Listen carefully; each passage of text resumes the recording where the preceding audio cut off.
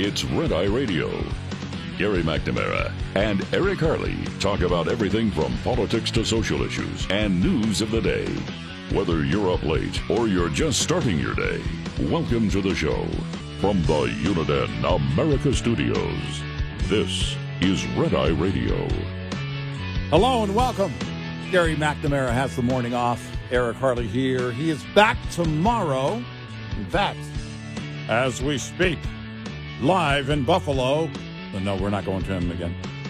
He's there, but he is live in Buffalo. He's actually about to get on a plane and head back to Texas, and he will be with us on the Tuesday show.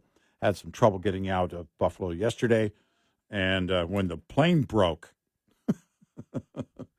and I'm laughing only because earlier I was commenting on how when they use that language, oh, your plane broke. It just sounds like, well, I have to ask the question. Are they trying to put it in simple terms because they think I wouldn't understand the technical term? You know, about the flux capacitor and the ball bearings? Maybe. But he will be back. I'm sure everything's going to be fine on his flight. It'll be fine. It'll be all good. The plane he's going to be on checked out like 75%, I think. I could be wrong about that. Could be 100%. Who's counting? And he's going to have some thoughts on a lot going on. We're going to talk more about the moderators of the Thursday night debate with the president and the former president, Trump and Biden, on a debate stage for the first time since 2020. We'll talk about that coming up later this hour, some audio from CNN. and then audio, which is mostly CNN, from the Trump campaign. They put together some clips showing the very clear, it's not just bias, it's activism coming from people like Jake Tapper. And then there's this story about Jake Tapper. Activists, including a volunteer from the group Code Pink.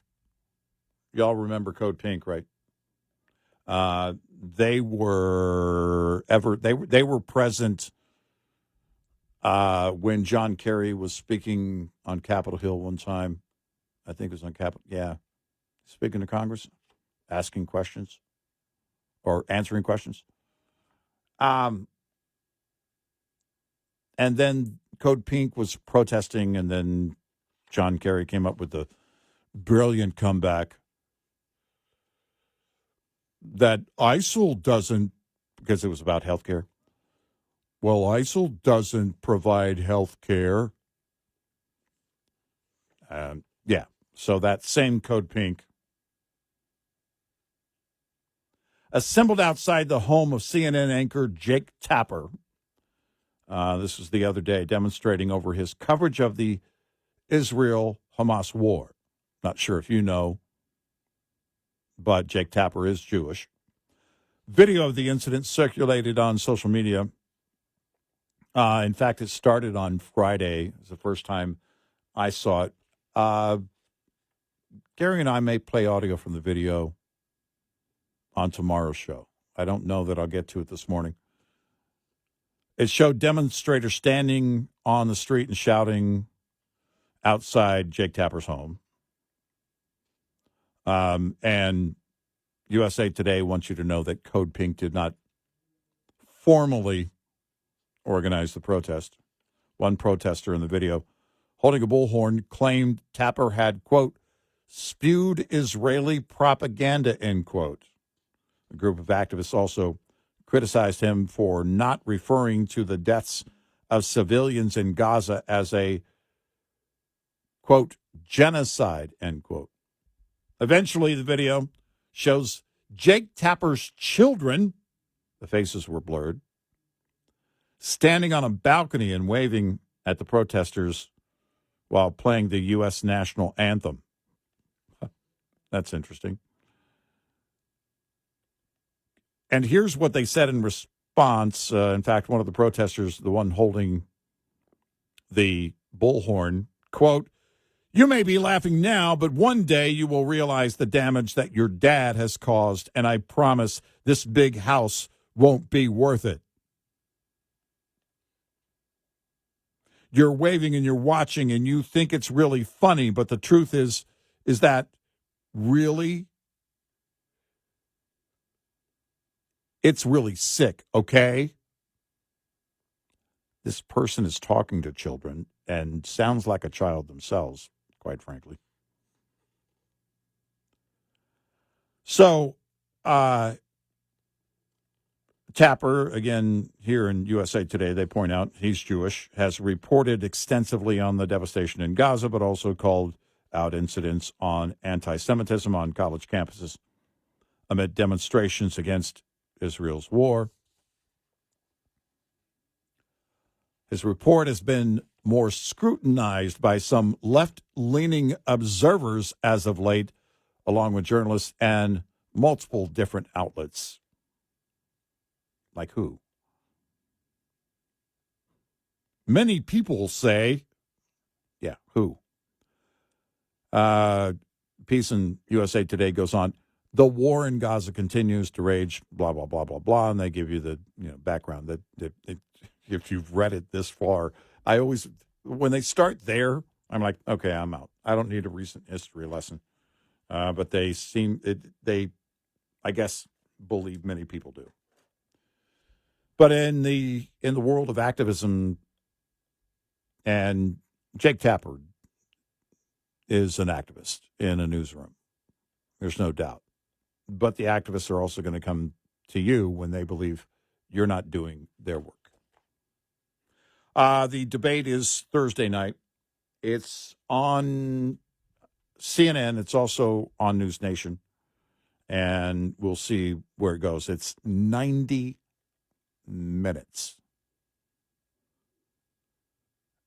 Joe Biden is expected to perform for 90 minutes with 2 breaks. Don't know how long the breaks are. I'm assuming 5 minutes. I don't know. And it'll be interesting to watch it. I think a lot of people, producer Allen says it might be huge ratings, and I think it will be, for all the normal reasons of the first presidential debate, but also this particular debate with everything going on with Biden. You know what's interesting is I think that if you're tuning in to see, if your curiosity about one of the two is driving you, it's likely about Biden, not Trump. That just kind of hit me. Where in the past, a lot of people would tune in. The comedian Shane Gillis has made a whole thing on this. He's done this bit repeatedly, basically the running theme on a few different bits that he's had are how Trump has handled himself over the years in debates. Shane Gillis happens to believe it's funny. He's not a Trump supporter. But people would tune in for the show. And I think there will be some of that. But I think it's more likely the case if you're tuning in terms of watching a single person, one of the two, it's going to be Biden more likely than Trump. We had the poll earlier that showed, and it was a Rasmussen Reports poll, that showed that 47 to 37,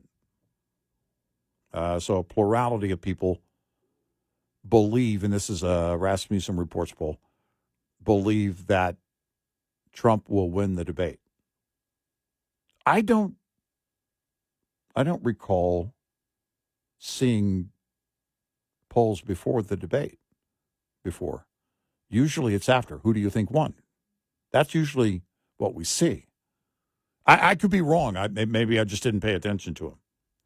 But this one is relevant because people are wondering, like I am, if Joe Biden can get through it and how he'll do. For 90 minutes. That's not a short period of time, especially standing up on a stage. We assume they're standing up. They said podium, so unless they have a stool at the podium, I don't know. And it's also going to be a test for Biden on how he responds to Trump. He's highly responsive right now. He wants to go at anybody asking him a simple question. What, did you hit your head? With one reporter recently. And so Biden has been defiant for a long time. There was a time years ago, 2012, the VP debate. And he was on stage with Paul Ryan. And if you're talking about performance and looking like nothing phases you, that dismissive tone that Joe Biden had back in the day with the big teeth and just kind of being dismissive, and Paul Ryan being in serious mode and now being elevated to that, that slot as being then Romney's, the candidate's Veep pick. He's kind of new to that, and it showed. Many people will tell you, well, no, I think Ryan still won the debate on the issues, yeah. But that's light years from where we are now with Joe Biden. In fact, you may go to YouTube, type in 2020 presidential debate, and look at Joe Biden. There's a remarkable difference between Joe Biden just 4 years ago and now. And that's what people are going to be looking for Thursday night. That's what they're going to be focused on, is what do we do? How do we do this? If you're a Democrat, what happens if this is just a complete meltdown? I tend to believe still that their best bet is to just hold it together, tape it, more duct tape, right? More duct tape. You're going to weekend at Bernie's this thing until the end. Because if you don't, what are you going to do? How would that work? We get to the Rasmussen Reports poll, go back to that, and 34% of the Democrats in that poll said that it's Biden's last chance to show he's capable, and if he doesn't, they need to get someone else. Well, how does that work? Because, first of all, you need to convince Joe Biden of that. That ain't going to happen. Jill Biden, that's also not going to happen. The party already knows it. They know the majority of people going into this whole thing didn't want him to run again. But it doesn't matter. He's the incumbent. So who would make that decision? Well, you're not going to force him to drop out. And those kind of what you see. The phrasing, I think a lot of people oversimplify how it would go down if they wanted to do that. And I just don't think they do. And let's say you got through that, right? Let's say you could convince Joe and or Jill Biden to have Joe bow out and then be done. Then what? Well, you're telling everybody what they have been seeing in Joe Biden is true. It's right. It's accurate. While you've been saying it's not.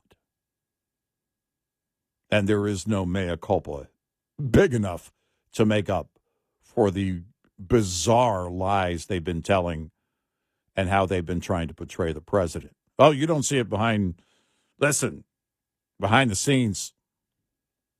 He's working hard. He's more mentally competent than anybody I've ever seen. He's more physically fit than a 25-year-old. I mean, they're trying to tell you you don't see what you see. And we all see it.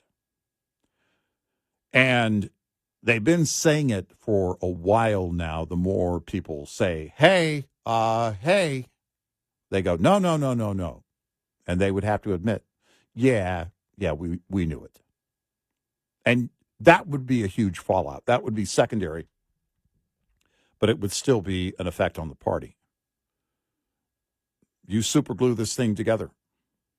More duct tape. If it's a meltdown Thursday night, Friday morning, get out the super glue, get out the duct tape, put it back together, and carry on. Interesting note, I went to the website of the Democratic National Convention, dncconvention.com. There's a video. It's a campaign video for Biden-Harris. My calculations, Biden appears for 6 seconds out of the 1 minute plus video. That's just repeats on a loop on the DNC convention page. That's about 10% of the images in that video. 90% of the images in that video are not of Joe Biden. That's also a tell. If you want to get on board, we do have an open line, 866-90-RED-EYE. This morning's USDA Farm Report is brought to you by Howes Products.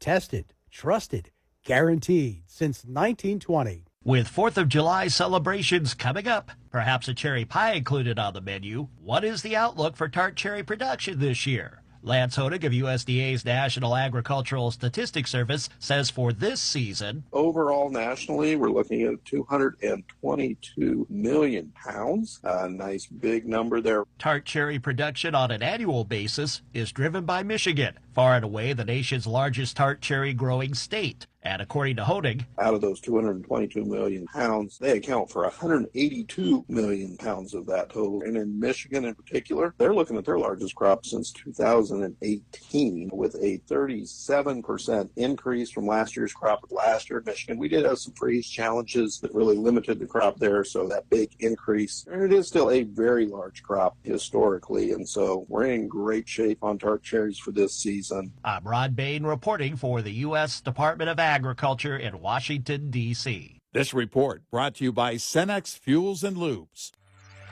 We'll be right back with more Red Eye Radio with Eric Harley and Gary McNamara.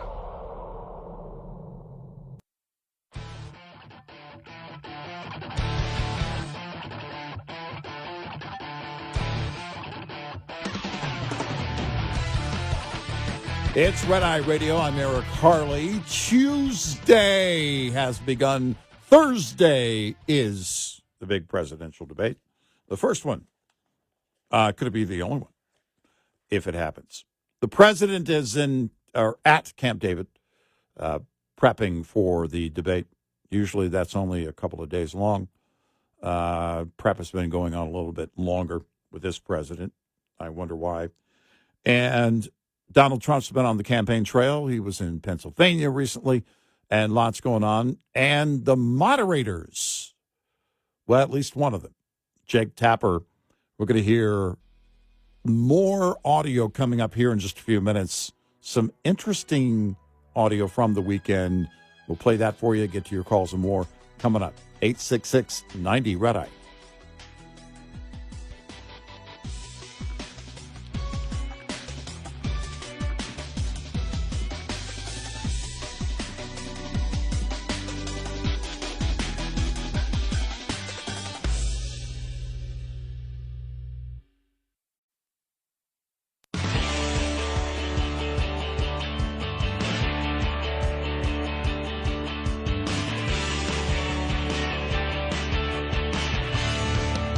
Observing and analyzing the insanity. Eric Harley and Gary McNamara. Nightly. on Red Eye Radio. I'm Eric Harley. Gary McNamara is on his way back to Texas. He'll be back on the show tomorrow for the Wednesday show. Looking forward to the debate, and lots going on as we lead up to Thursday night, including Caroline Leavitt. She's the Trump National Press Secretary, and she was on CNN the other day, and they had to cut her off when she started talking about Jake Tapper and his history. So we're going to have two audio cuts here. The first is Ms. Leavitt being shut down by the anchor on CNN. And then we're going to play you it's highly edited, but it's a number of incidents where Jake Tapper is clearly going after Trump. In case you needed those reminders leading up to Thursday night, and because Tapper will be one of the moderators. Here is this first audio cut. And again, Leavitt being shut down. She, again, is the National Press Secretary for Trump, the Trump 24 campaign. And here she is on CNN being shut down when she brings up the concerns about Jake Tapper. And I want to make sure I've got that. Okay. Here we go. Well, first of all, it would take someone 5 minutes to Google Jake Tapper, Donald Trump, to see that Jake Tapper has consistently, we're going to stop this interview if you're going to keep attacking my colleagues. Adolf Hitler. Ma'am, I'm going to stop this interview if you continue to attack my colleagues. I would like to talk about Joe Biden and Donald Trump, who you work for. Yes. If you are here to speak on his behalf, I am willing to have this conversation. I am stating facts that your colleagues have stated in the past. Okay, now, I'm sorry, guys. We're going to come back out to the panel. Caroline, thank you very much for your time. You are welcome to come back. Yeah, you're welcome to come back. I bet she's not. And then here's the video that was, let me make sure I've got the right one here, Alan, before I start that. That was sent out by the Trump campaign. Hold on just a second. I lost track of it. I thought I had it, and we'll play it here. But it is certainly a very clear example of Jake Tapper going after Trump. And I'm trying to... Okay. I'm not sure if I have that, Alan, in front of me. I thought I did. I know I've bookmarked it. We'll get back to it here in just a moment. But I don't think our audience needs the reminder, I don't know, a refresher of who the moderators are. And they are most definitely activists. Most definitely activists. And we've seen it before. It's nothing new. One of the things to look back on, too, is, again, the difference between Biden in 2020 on the debate stage with Trump versus Biden of today. There were a number of videos over the weekend that I saw, and no one was, I think maybe one or two people on Friday made the point of, my gosh, he looks totally different. He looks 10 years younger from just 4 years ago, maybe 12. And he seems to be more aware back then. And there's a stark difference. And also, what, again, each of them might do in the moment. I mean, because conservatives are picking it apart, saying, all right, Trump is going to be asked all the hardball questions, and for Biden, it's just going to be what flavor ice cream you want. We'll see where it goes. I don't know. Tapper may throw in one or two hardball questions that he considers to be hardball for Biden just to buy some street cred back. But I don't think that's going to work. We've seen it happen. And Gary and I have talked about it. The question of, well, if you're the Trump campaign, why do you want to go on? Why do you want to go? Why do you not want to control the debate and who the moderators are and everything else? And I guess the sentiment from the Trump campaign is, and from Trump himself is, I'll debate you anytime, anywhere, and it doesn't matter who the moderators are. I'll control that, and we'll see if that works. That's,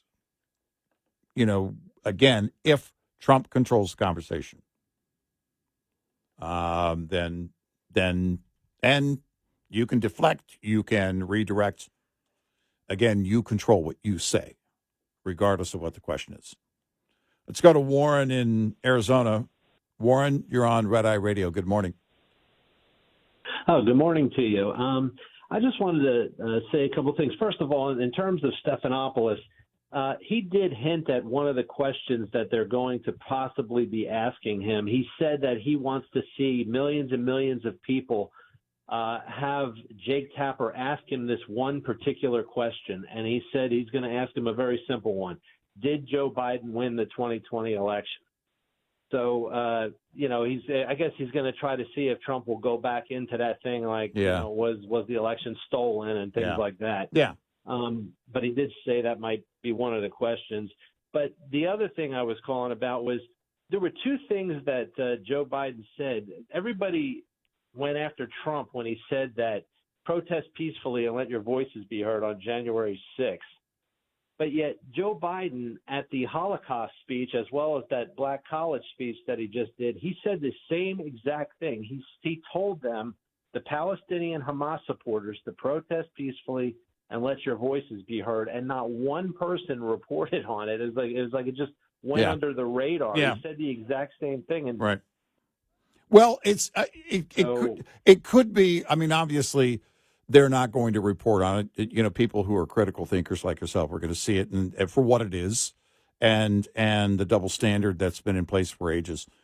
But I think I'm hoping we're getting to the point where everyone sees right through it. I don't expect everyone to look at things the way that we do on the right and to follow the news every day and to follow every single thing in the phrasing and wording. But I do believe that people are more aware each and every election cycle as a result in part of social media. Some of the things that go viral, in fact, nothing good for Biden is going viral. Nothing positive for his campaign is going viral. It's only the negative. And it's the aesthetics of him freezing and all of that. And that's the problem. If you go back to the euphoria in 2008 for Obama and was still, somewhat present in 2012 during his reelection bid, that euphoria drives things, and there were viral things because, he's cool.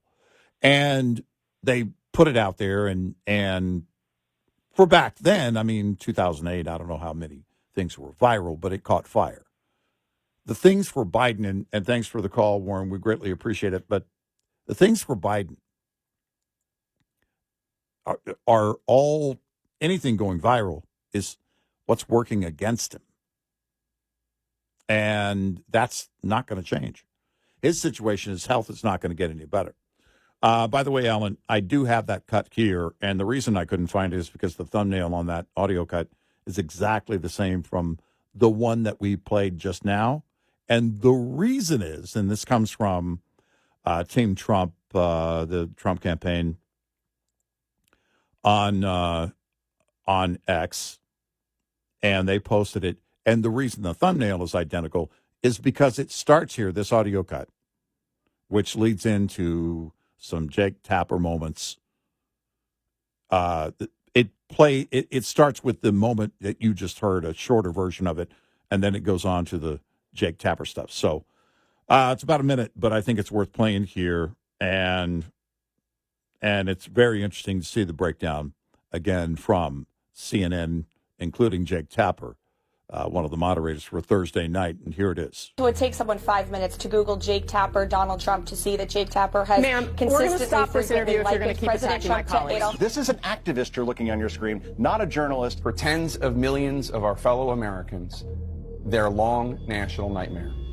is over. What President Trump apparently does find exciting is fomenting fear and doling out falsehoods at a clip that seems dual-purposed to also be a federal employment program for fact-checkers. Both moderators say Trump's Hitler, so the debate will be fair and balanced. If you were to open up a copy of Hitler's Mein Kampf, Donald Trump's language mirrors this directly. Jake Tapper has said publicly, Sean, that Trump is a threat to democracy and has a, quote, disdain for democracy. Never says that about Joe Biden for some reason. He wants to bring the rest of us down with him. These individuals have opinions and have been actively voicing those opinions as directly hostile to one of the candidates. Tapper has ordered his own control room to not show Trump speaking live. The folks in the control room, I don't need to see any more of that.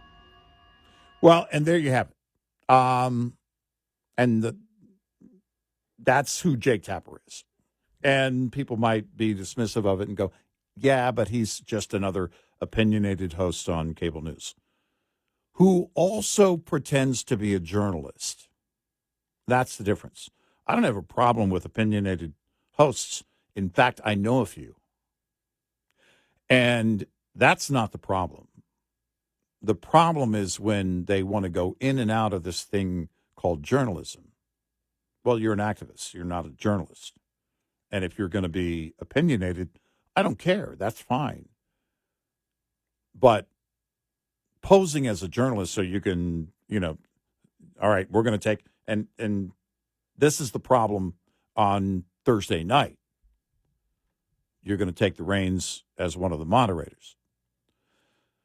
Again, the Trump campaign had to agree to it. So we've asked why are you not insisting on some conditions here? And we don't really have an answer. I'm just guessing that it was, anytime, anywhere, and we're going to win the debate regardless. But I think the Republican Party needs to, and maybe the communications between the RNC and the Trump campaign have been exactly that. Hey, we don't think you should. You should insist on this, or maybe not. I don't know. But let's not pretend these people are journalists in any way. They like to slip in and out of that role as if they really are. They have street cred. Yeah, you'll see Jake Tapper try and slip in what he considers to be a hard ball for Biden. Who knows what it'll be? To try. See, we did fair and balanced. No, you didn't. But all for naught because it's already on. It doesn't matter. He's not going to drop out as the moderator. So that's not going to happen. And it's up to Donald Trump. If Donald Trump wants to win the debate on the issues, but really honestly control the conversation overall. And he's very capable of doing it. He just has to do it. And you redirect. Regardless of what they ask, you say what you want to say. Don't engage. Don't go down their false premise rabbit hole because you're chasing a false premise or you're chasing everything that follows that false premise, which is false. And don't do that unless you're going to stop them and say, that's a false premise. That's a lie. And I don't expect them to do that. It's easier and faster to redirect and start on your own narrative. And you can do that. In fact, I think certainly on that debate stage, Donald Trump is by far more skilled at doing that than Joe Biden. Not even close.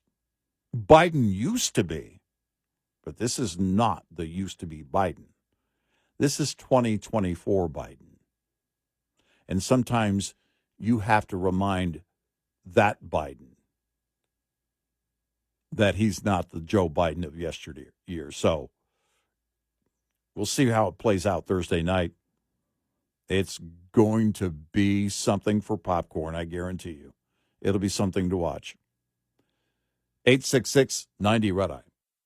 Coming up, more with Gary McNamara and Eric Harley. It's Red Eye Radio.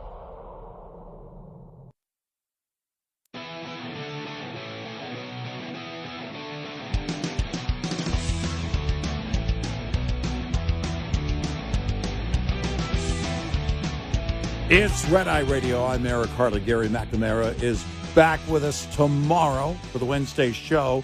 We'll be talking about the debate and what's going to happen after the debate. How might it change some polls? Some other polls coming out. And, of course, as we get closer to the election, that's going to be a regular occurrence. More likely voter polls. That's what we're looking for. And what are independents thinking? What about state by state? And what about those polls after Thursday night? How will a debate move the polls? A lot to cover on tomorrow's show and beyond. We'll see you then.